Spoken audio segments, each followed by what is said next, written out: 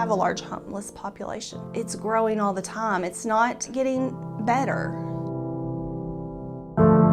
When you think of homeless people, somebody that's panhandling at a major intersection. There were women with children, young people and old people, and people from the whole spectrum. The guy holding the sign, or the woman holding the sign on the side of the road, has all of the life complications that you have, plus some things. If they're sick, they've got nowhere to hole up that's warm and safe and constant, where someone might at any moment come and ask them to leave. Or when they've got work tomorrow, like, they can't just call it an early night and go get a good night's sleep. Being homeless and operating being homeless is different for a lot of people. I see them and I know who they are.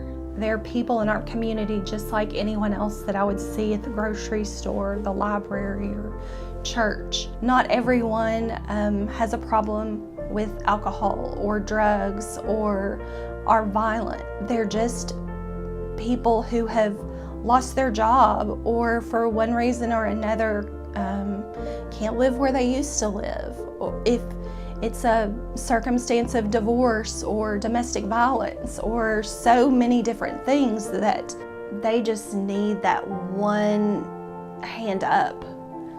It's not that they're looking for a handout. They're looking for the opportunity to get out of their situation. There's a lot of homeless people that are still have a lot of pride.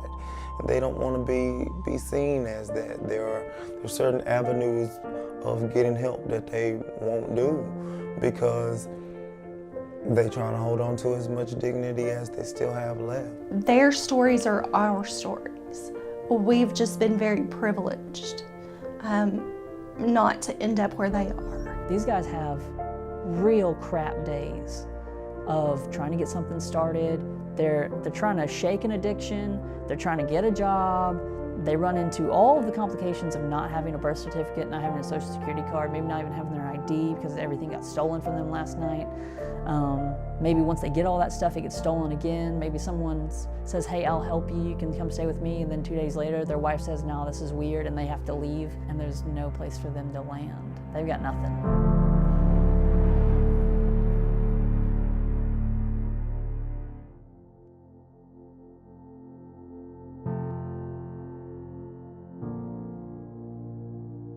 The main part of volunteering at something like this is just being able to talk to human beings like they're human beings. It's a big deal. There's always an opportunity to minister to somebody, to encourage somebody. Once I met them and was able to know a little bit about them, I just wanted to hang out with them more. It's seeing ourselves in other people, and that's been big for me. I've been seeing myself in all of these guys. That's what I want people to do. I want people to say, oh, like that guy on the street corner, we probably have things in common. That face-to-face interaction, that being able to come down on people's levels right where they are and show them love and attention and affection, that is something that is missing in how we deal with the less fortunate. They have stories. They have all kinds of crazy stories. And I think that the more people listen to that, the better off that person is. So volunteering is important. I think people need to, for their own sake, come in and volunteer. They're a person that I can call by name because now I know who they are.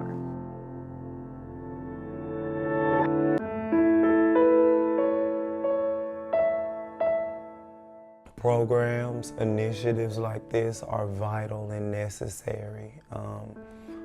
The homeless community, they need somebody to care. They're people. They're people just like we are.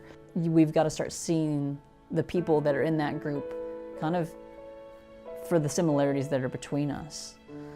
Like that person deals with depression the same way I do, except for I have a house to live in. We have value because we're human. We have value because we were created in the image of God. I think if we started looking at life as a gift, we might think, okay, the things that I have, that's a gift, and maybe I need to share some of that gift. We are called to love and to serve. There's not an excuse to do anything less. And we need to have a heart for humanity. And not just the people that are easy to love, not just the people that are clean and smell nice and look like us.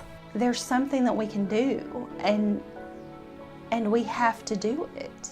We have a responsibility. To whom much is given, much is expected. They're doing an amazing job, and I think they aspire to do so much more. And their willingness to seek out other organizations and other individuals that want to do it and labor with them. It's one of the most beautiful and profound things that is happening in our time. They love people and they want to find any opportunity to show it.